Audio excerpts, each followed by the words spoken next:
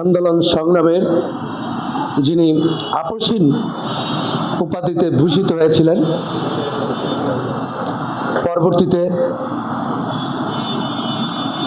Mother of ডেমোক্রেসিতে ভূষিত হয়েছিলেন, যিনি স্বাধীনতা, সার্বভৌমত্ব, গণতন্ত্র এবং জাতীয় ঐক্যের প্রতি ইতিমধ্যে আপনারা দেখেছেন ম্যাডামের অসুস্থতার জন্য সারা বাংলাদেশের এই নেত্রীর উপস্থিতি অত্যন্ত গুরুত্বপূর্ণ। তা না হলে আমাদের কি হবে? এদেশের মানুষের প্রতিটি মানুষই অনুধাবন করতে পারছে। সাবজেক্টটাই একটি সাবজেক্ট, সেটি হচ্ছে দেশনেত্রী বেগম খালেদা জিয়া। তার সুস্থতার জন্য রাষ্ট্রপতি থেকে শুরু করে রাষ্ট্রের প্রধান উপদেষ্টা সকল দল দোয়ার জন্য,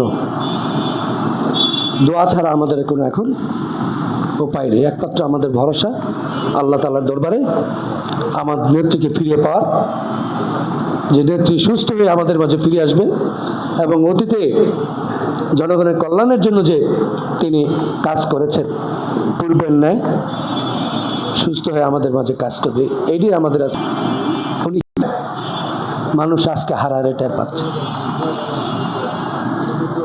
দেশের যে গণতন্ত্র, দেশে যে অস্থিতিশীলতা, তার জন্য আমাদের এই প্রিয় নেত্রীকে বাংলাদেশে এখন খুব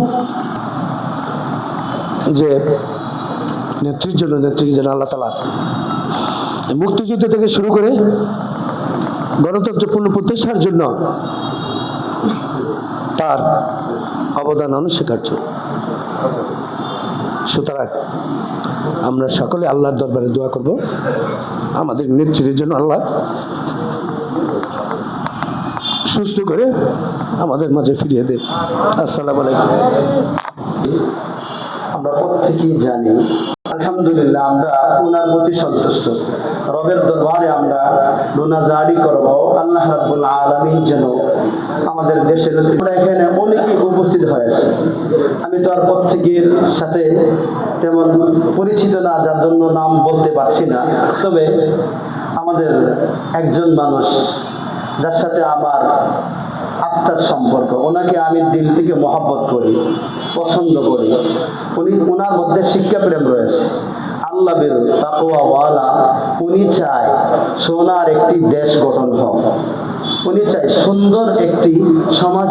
ওনাকে আমাদের ঢাকা 7 আসনের জন্য কবুল ও মঞ্জুর করে নেই। উনি যেন